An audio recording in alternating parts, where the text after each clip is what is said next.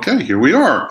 Welcome again to another edition of PRNEWS Live on LinkedIn.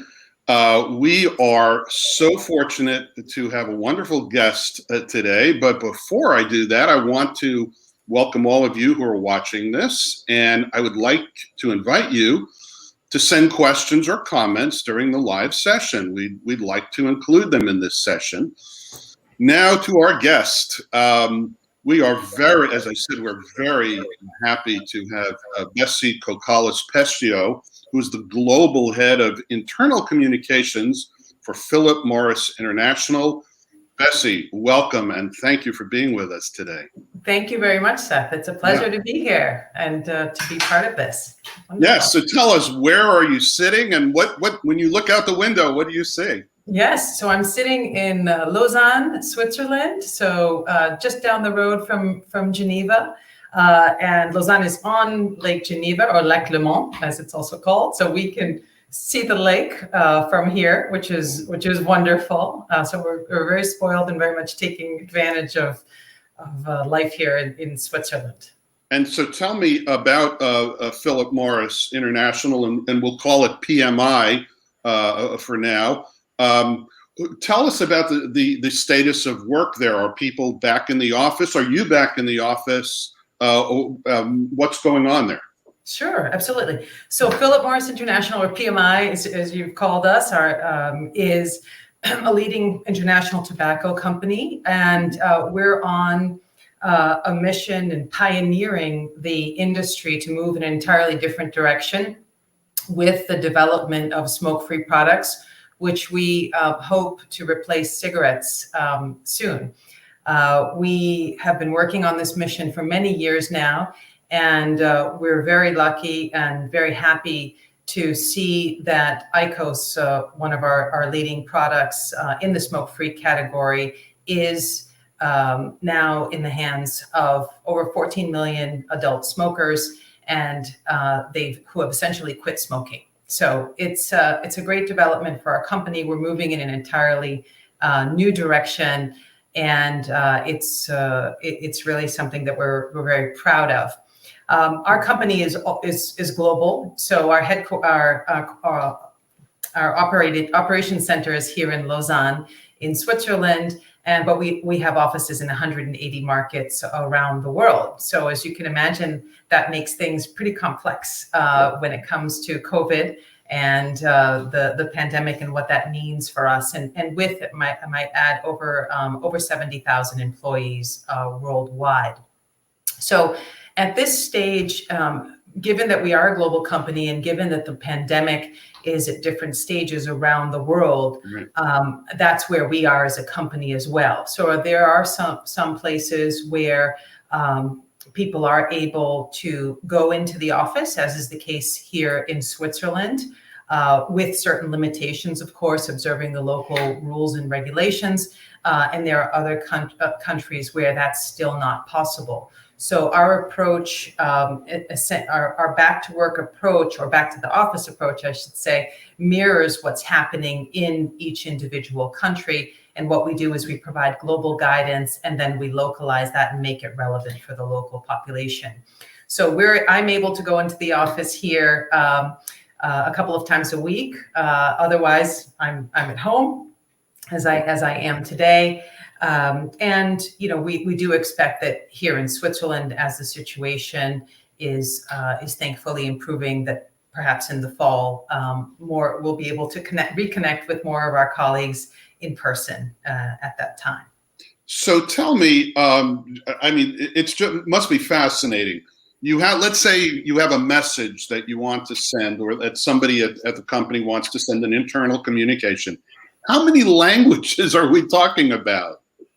Well, we are a global company. We're a multinational, but the official language of the company is English. Oh. So for all global communications, we do everything in English, and then we provide those communications to our network of internal communications professionals around the company who localize those messages. They may localize all of it, or they may summarize key messages, what have you. But the idea is that there's a local cascade to get that information across the company. I would surely wish that we were able to translate everything all the time simultaneously. I think that's the wish of everyone who works in internal communications. But we obviously take a very pragmatic approach to getting those messages out across the company. Now, COVID is a terrible thing. The pandemic is an awful situation. It's getting better in some parts of the world, thank goodness. Hopefully soon the whole world. But for internal communications, which is your bailiwick, the pandemic put a spotlight on internal communications as it almost never had before. Now, I know we spoke before, and you told me that at PMI there's a pretty good tradition of internal communication, but at other companies, it might have been the first time in a long time that internal communications muscle was flexed. Tell me what some of the lessons that you learned during the pandemic, and do you feel that, we don't want to call it, again, as we said, we don't want to call it a good thing, but was there a small silver lining in terms of, we learned this about our internal communications? I know, for example, you were able to bring your now CEO to a lot more people than just the folks in Lausanne, where I know he likes to have coffee and chat with employees. Tell us about that. That's true. Absolutely. I think that just to start with, the pandemic has shed the spotlight on internal communications professionals in companies large and small, and we're no different. As you said, we're lucky to have the support of the organization and to be able to have a team here that can coordinate with our different affiliates across the world to get those messages out there. So the infrastructure is in place, programs are in place to get the messages out there. In terms of what we've done with our CEO in a COVID scenario, you mentioned. So our new CEO, Jacek Olczak, who has just taken the reins of the company earlier in May of this year, he is in our Lausanne operations center, and he loves to meet people. And he's a very approachable, very engaging, very gregarious person. And he had the tradition of, in the morning, stopping and having his coffee in one of our coffee corners and talking informally to employees. As the pandemic continued, what we thought about was replicating that format, but online. So as you said, in addition to having employees in Lausanne have an opportunity to see our CEO firsthand and in person previously, now we took that same idea and we made it an e-coffee corner. So we invited employees from different geographies, different roles, different levels of seniority to have a conversation with our CEO. And the informality of it, the spontaneity of it, it resulted in a lot of goodwill, a lot of course, continued visibility, and this authenticity and I think empathy that employees are looking for now even more than before. So it's not that we did something new, but we took what was already there and Jacek's will and interest in employees and try to transform that into a different channel. So I think that that's something, and what we're also seeing is other executives around the company who are leading different markets or leading different functions are also replicating the same format, the same program to engage with their team. So we're really glad to see that that's been taking off. And of course, one of the questions that our employees have is this going to continue after we go back to the office? And my hunch tells me that it will, and we'll have to see how that materializes, given our CEO's very busy schedule. But I'm sure that we'll be seeing him in a coffee corner as well as online, a mix of the two as we go forward. Well, Bessie, we have some great questions already coming in from the audience. I'd love to address some of those. One asks, how did you structure these coffees, these virtual coffees? Was it open to anyone to drop in, or was it select invitees for each session? Yes. Well, what we started with, because we needed to get it off the ground, is we looked at, we have Yammer in our company. So Okay. this is an internal channel that we have. And we looked first at those who were very active on Yammer from different geographies, different functions, different areas, and who had something to say about a particular topic. Because on our Yammer channel, and that's another area that we explored and further during the pandemic, we started having conversations about different topics, whether it was about communicating with impact, whether it was about well-being, whether it was inclusion and diversity, consumer centricity, and other topics. So we saw that people were very much engaged. So we started by selecting a handful of those employees who were already active and were happy to share their point of view and had a point of view to share. And we very simply, if somebody wants to know about the mechanics, we created a bio for each of them, asked them a few questions, and also something interesting and fun that maybe our CEO would like to know about them. We briefed our CEO with those materials, and so that he had an advance look at who he would be meeting with, of course.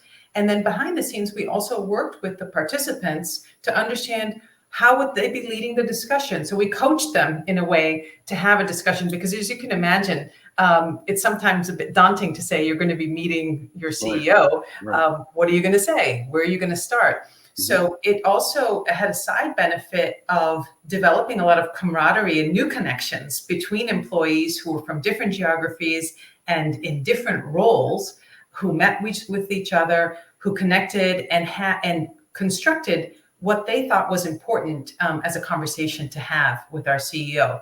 And that format's worked very well from the beginning, and we've replicated it since. So it works really. We've got great feedback from the participants, as well as from those from our CEO on how it's being done.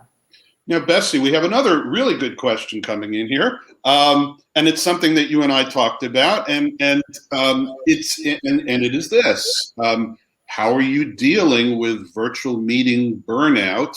And if I could add to that, we know that during the pandemic, internal communications, the cadence of it for most companies, and you tell me if it's true for PMI, for most companies, the cadence increased. So the next question is, how do you make sure people, as our questioner says, don't get overloaded with internal communications? What did you do? Yes. Well, I think that what we started to look at is what is it that people must know versus what is nice to know. So we had a separate stream of communications about the pandemic, about the evolving situation, the information that employees needed to know. And that came from our head of operations, who runs that work stream. So every time that the organization would get an email from our head of operations, they knew that it was about this topic, with clear guidance on what they needed to know and what they needed to do in the case that they needed to do something. And that same communication was then cascaded locally with the local nuances that were relevant. So the first thing that we did was to separate those specific communications out, so that people knew who would be communicating with them on this topic. And that has been something that's been in place from day one and continues today. The second thing is, then we looked at our overall editorial calendar, and we looked at what we had on our plate, and we reshuffled. We said, look, people, we had to pull back certain activities and certain communications that we had planned, and bring different content in. So it's important to realize that what we learned is that, you need to be flexible and you need to be agile to adjust to the moment. So there's plenty of time for business and business information, but the first duty of care is to employees and getting them the information that they need so that they're reassured and clear. And then after we did that, then we continued to complement with regular business updates from our CEO and our COO at the time. So it was very clear for employees when they would hear from our CEO and on what topics. So it became a regular feature for employees so that they could continue to stay involved and stay connected with what was important. And I think that the other aspect is to think about what communications can be delivered through another channel or through other means. Don't try to get everything through the same channel. That's what we learned. And I think that that's an important lesson here, is try to target your messaging and your communications to the right channel and to the right audience. As we go forward, that will continue to be important, because I think now behaviors have changed, expectations have changed, the way we're communicating continues to change. So this will continue. And what about specifically our questioner asked about virtual meetings and burnout? Okay. Beyond that. So this is a big topic. Like every company, we have employee surveys. We've done specific surveys during this pandemic to check for our well-being and to understand where our employees are, what they need, and how we can support them better. The message from our senior leaders across the board has been talk with your manager, talk with your team members, explain how you work, find the modus operandi in order to preserve your personal time versus your work time, because as we know, the workday has been stretching when you're in your home office. So we've handled it more on a managerial level rather than on a global sort of policy. We don't have a policy in place about meetings because we're a global company and meetings take place at any time. But what we ask all of our employees to do is respect the work day of a person who might be in a different geography. So don't expect that people are going to respond to your email just because you're sending it at a particular time. Sure. And we've also asked people to think about, do you really need to have a meeting? So these are important, very tactical questions, but they are critical ones. Maybe a meeting, we don't need a meeting for everything. So that type of very pragmatic guidance is the type of guidance that our leaders and managers across the board have been providing to employees. We have another question that came in, and I'd like to explore it with you. I want to know if you deal with this as head of internal communications. Are you involved in collecting employees' opinions about coming back to the office? And if you were, our questioner asks, what were some of the common patterns that popped up during these conversations? And I would add, how did you collect these opinions, and what kind of platforms did you use? Sure. Well, in our company, the way that we're structured, internal communications partners very closely with our people and culture team. So our people and culture team, or what might be called simply human resources in other companies, is the team that's responsible for developing the surveys and for getting information. So yes, we did provide questionnaires and surveys to our employees, and we're having focus groups to understand what the different needs are and how they can help us to design a local policy that makes sense for the organization. Of course, within certain global principles that we've agreed, because otherwise it's obviously becomes increasingly complex to manage. So yes, we're getting that feedback, but we as internal communications get that through our people and culture team. I hope I think that was the question. I hope I answered it. I think so. You've talked about the team and you've talked about the local teams several times today. I'm just curious, when you talk about your local teams, how many different teams are you talking about? I mean, when you send out an email to your team, yes. How many Yes. people are we talking about? So we have a team in our operations center that is part of my direct global team, and that's a very modest team. It's a team of approximately 10 people or so. Then what we have, because as I said, we're present in 180 different markets. We have either individual markets or countries, let's put it that way, or clusters of countries that work together. And within those countries, you would have an internal communications professional. So my team here in Lausanne would liaise with that network, which is roughly about 200 people across the organization. So we would send to them on a monthly basis a digest, in addition to other communications that we have with them on the communications that are important for them to share. So that's how we get that message out. We rely on that network, and we have a number of different touch points, whether it's a monthly webcast or a monthly digest, as well as obviously a library with all of the assets that they can access so that they can continue to cascade the message. Okay. And then somebody asks at the beginning here, I think it's a great question, and we'll go for it. She says, how can we, or how can I work for your organization? Send me an email. Let's see. Sure. If you're interested in Philip Morris International, generally go to PMI.com and the careers section, and that's a great place to start. But if you're interested in communications, please feel free to reach out to me. Tell me, Bessie, what areas are, as an internal communicator, what areas are top of mind right now for you? What sorts of things are you thinking about, planning for, discussing with your colleagues? The return to the workplace and how that will materialize is certainly critical right now. Well-being and the focus on employee well-being and how that is handled consistently across the company is very important as well.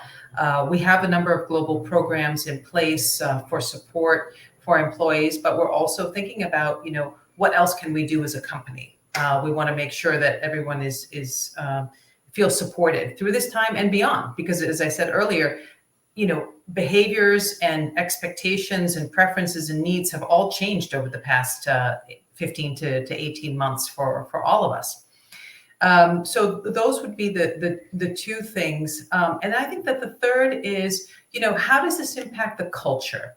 So how does this new way of working impact the culture of the organization going forward? Culture, and by the culture, I don't mean necessarily the intrinsic values of the company, but what does it mean for interactions? What does it mean for building relationships? What does it mean for having building your network across the company? So how do we continue to replicate that and that feeling that we're all part of one company as we go forward? I think that's going to be an important area for companies big and small to think about. Agreed. We're running out of time, but we've got such great questions. I want to ask you a few more if you have a little bit more time to spend with us. Please. Yes. One question is about investment for the coming year. Investment, I would assume, in communications technology or other things. And then somebody asks about motivating your team. So those are two good questions. Yes. Investment from what perspective, Seth? Just generally, more or less, or is that? Well, I think this questioner wants to know about channels and platforms, and you mentioned Yammer. So sure. I'm thinking that's what this question is asking. Sure. So we're continuing to optimize the infrastructure that we have. We've added the new channel of Yammer. I don't foresee that we're going to be adding new channels. It's more we're thinking right now about how do we continue to optimize the content that goes through different channels and to be more targeted as we go forward. So it's not necessarily about adding new channels for us right now, but it's more about improving the channels that we have. So very soon we'll be relaunching our intranet with some important improvements that also reflect the needs that employees have voiced to us over the past 12 to 18 months to make it easier for them to connect, to make it easier for them to understand what they need to know, and to have the information at their fingertips easily. Easily. That's the key. Right. So that's where that focus is right now. And motivating and engaging people, which is obviously a question that we have all the time, but maybe there are different aspects of it at the moment with COVID still in the picture, but coming out of it a little bit. Yes. I don't think that there is a silver bullet on how to motivate and engage employees across, so many different geographies and so many different needs. But I think that what we've seen and what we know as a company is that being authentic, being relevant, being transparent, and showcasing successes as well as problems, and explaining how we're going to address or capitalize on those opportunities or address those problems in a transparent way is motivating, because it makes people feel like they are part of the conversation. So as internal communicators, that's what we can do. We can continue to be transparent, to ask the hard questions on behalf of employees, and to be that voice, especially when things are a little bit more ambiguous or potentially a little bit more difficult for people today. Right. Well, I'll tell you, one thing that wasn't difficult was talking with you, Bessie, and I really appreciate that you took all our viewers' questions. They were not in the script, and you handled them like a pro. So thank you so much for being our guest today. We could have talked for another hour at least. I would love to. I'd love to come back whenever. We'll do that. We'll have you back. So thank you so much for being here today. I also want to thank my colleague Nicole Schumann, who's our producer. We have two quick calendar events here. We have our Top Women virtual event, July 28th, and our Social Shakeup Show in Atlanta, in person, September 22 and 23. So information about both of those is on our site. Thank you again for joining us. Thank all our viewers for their questions.